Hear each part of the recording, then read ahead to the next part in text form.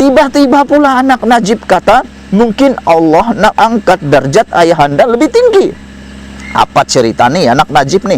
Aku bukanlah tak setuju, tapi aku agak terkejut dengan kenyataannya ini. Yang dia kata, mungkin Allah nak angkat derajat ayahanda lebih tinggi. Derajat apa yang nak diangkat, aku pun tak berapa pasti. Nizar melihat terdapat hikmah daripada hukuman penjara yang dikenakan terhadap ayandanya Najib Razak. Ya, sebelum aku nak teruskan, satu saja hikmahnya yang aku nampak. Najib dapat berehat di penjara daripada kehidupannya yang sibuk kesana sini sebagai bosku yang dicari-cari kononnya. Dan selain daripada itu, ada masa untuk Najib mencari petunjuk baru, mencari hidayah baru, ataupun boleh kata dia mencari ketenangan barulah. Kan ada masa yang lama untuk Najib muhasabah diri. Itu hikmah dia bagi aku. Tapi apa hikmah menurut anaknya? Dia melihat perkara itu mempunyai persamaan dengan apa yang dilalui Nabi Yusuf dan tokoh anti apartheid Nelson Mandela. Aku agak terkejutlah dengan perbandingan yang dibuat oleh anak Najib ini. Untuk Nabi Yusuf itu aku tak ulas. Aku bukan orang agama yang terlampau tahu sangat cerita itu. Sebab itu biar ustadz saja yang cerita. Tapi yang aku nak ulas ialah dasar ataupun tokoh anti atau apartheid Nelson Mandela. Dia bandingkan, dia samakan. Saya lihat di sini, menurut pandangan dan pemahaman saya, anak Najib ini cuba membandingkan, memberi persamaan antara Najib dengan Nelson Mandela. Yang aku nak bagi tahu adalah, aku tak tahulah Nizar ni dah baca sejarah penuh Nelson Mandela kah, atau saja dia samakan Najib dan Nelson Mandela yang sama-sama masuk penjara. Karena menurut sepengetahuan aku dalam bidang sejarah ni, Nelson Mandela dipenjarakan bukan karena curi duit. Dia tak pernah curi duit. Nelson Mandela tak pernah curi duit, tak pernah seleweng duit, tak pernah terima rasuah. Dia dipenjarakan karena dia memperjuangkan hak orang kulit hitam persamaan taraf di Afrika Selatan. Itu sebabnya Nelson Mandela dipenjarakan, bukan karena didapati di mahkamah dia bersalah mencuri kah, menyeleweng dana duit kah, ataupun boleh menyebabkan kelingkupan negara. Bukan. Jadi apa persamaan Najib dengan Nelson Mandela? Satu saja yang aku dapat lihat, yaitu sama-sama masuk penjara. Tapi yang satu masuk penjara kerana memperjuangkan kesamaan dan persamaan taraf. Yang satu pula memperjuangkan apa? Aku tak tahulah. Najib bukan memperjuangkan apa, dia didapati bersalah kerana telah menyeleweng dana SRC internasional 42 juta.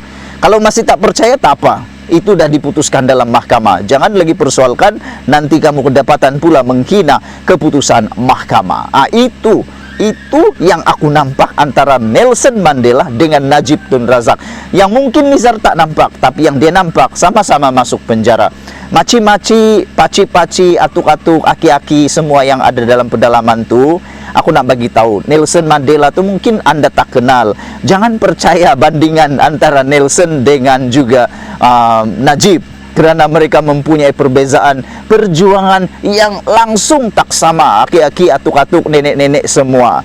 Mungkin ini adalah cara Allah, kata Nizar, anak kepada Najib, mungkin ini adalah cara Allah untuk angkat darjat ayanda yang lebih tinggi.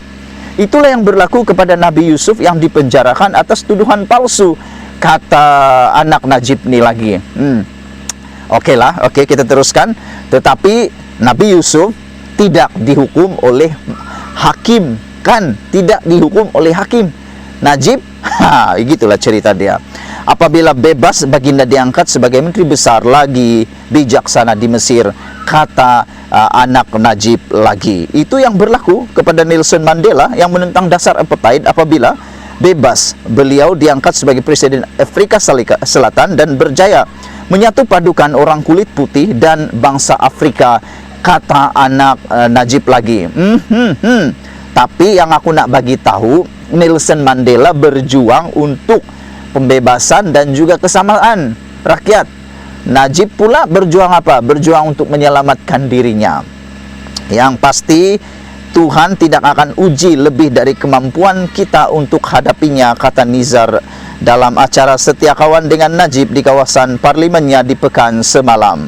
Najib sedang menjalani hukuman penjara 12 tahun atas kesalahan rasuah melibatkan dana bekas anak syarikat Tuan MDB SRC Internasional.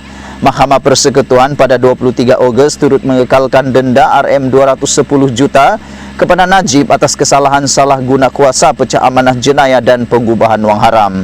Petisyen untuk pengampunan diraja Najib difailkan pada 2 September dan statusnya sebagai anggota Parlimen Pekan bergantung kepada keputusan yang di Pertuan Agong pada kali ini.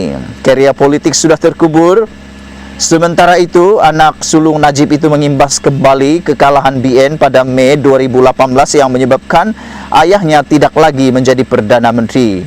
Ramai yang berpendapat karier politik ayahanda sudah habis terkubur. Dengan izin dalam bahasa Inggris, sudah game over. Tetapi sangkaan itu meleset sama sekali. Katanya, yang sebelum ini dispekulasikan bakal menggantikan ayahnya sebagai calon BN Pekan dalam pilihan raya umum akan datang. Ini ada persamaan antara Marcos dan Imelda di Filipina. Selepas Marcos dan Imelda didapati bersalah di Filipina kerana menyeleweng duit kerajaan, akhirnya yang menjadi presiden selepas itu adalah anak mereka.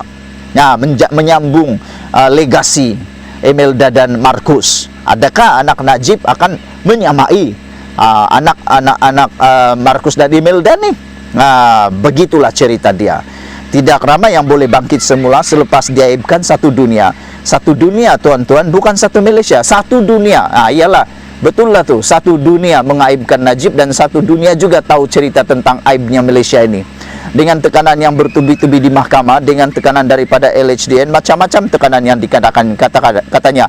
Ya, untuk makluman kamu juga, Nizar nih, anak Najib juga sedang menghadapi masalah LHDN bersama dengan Najib.